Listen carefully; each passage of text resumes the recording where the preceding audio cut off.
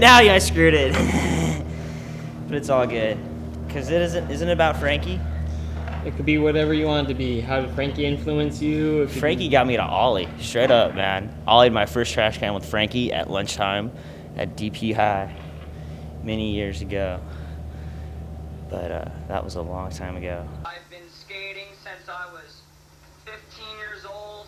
I really only have two things to say about Frankie. One, he pioneered this shit, jumping down stuff long before anybody else was. And when I say down stuff, I'm talking like not 5 stairs, not 8 stairs, but like 20 stairs. And number two, he actually made up his own language. So whatever happened to the original group of skaters you grew up with? It was me, Brandon Chapman, Jake Bradley, Kid Erickson, and Seth Nappel. We skated around Isla Vista for the most part and had a lot of fun those days, no doubt about it. Jake and Brandon could ollie over the moon. It was unbelievable. And also Ron Allen as well back then, just destroyed it. And over the years we all grew apart and went our own ways. And after I hurt my knee and went off to college and did that, Kid Erickson went up to San Francisco and he was skating up there, and I believe he was filming on a handrail and tripped and ran forward.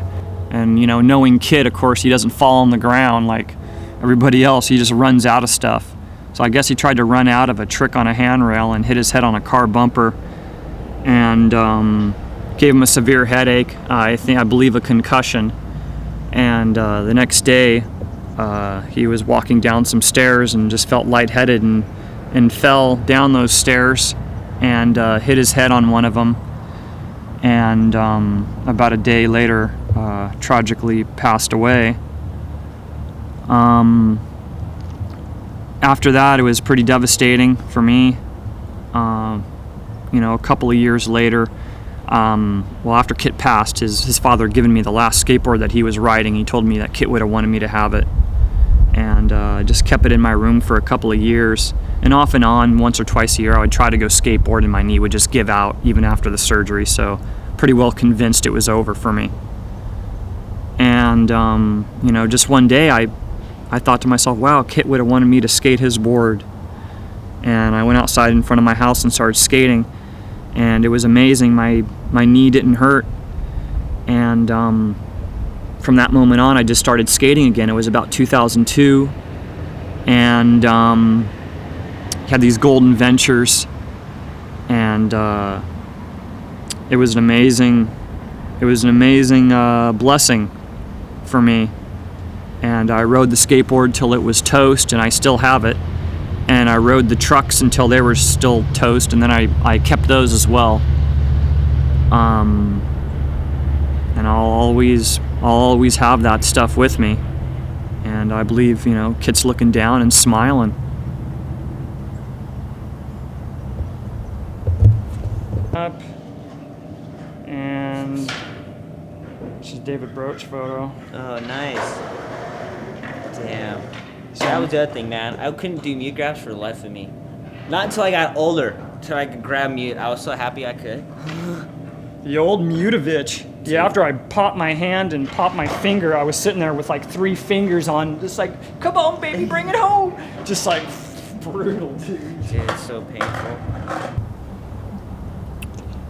And do you have any last words out there for your fans and friends, I guess? Absolutely. Life has a lot of ups and downs. And, skating for Powell was the best time in my life. And they allowed me to share with the world, what I had to offer to skateboarding. And riding for Powell's been nothing but a blessing for me.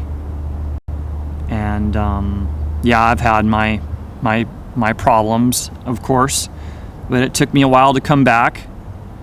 But I'm skating again. I'm having fun. And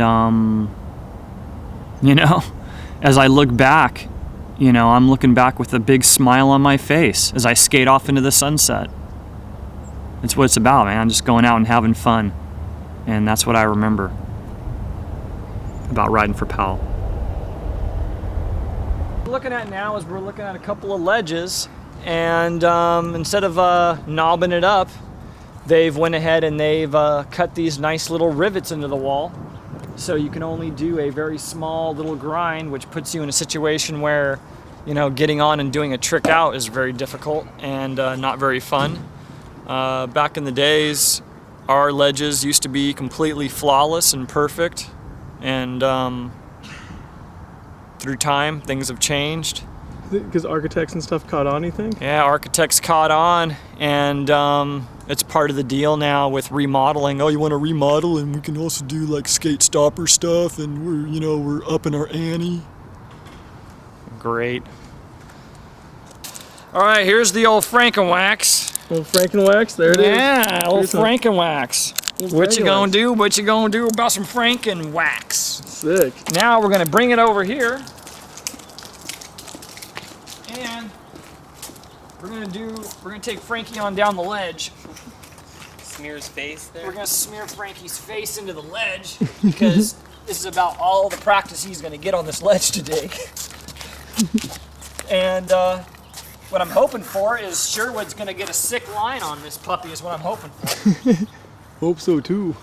So there's a little bit of Franken to get us through the hard times. Through the hard See how it times. goes.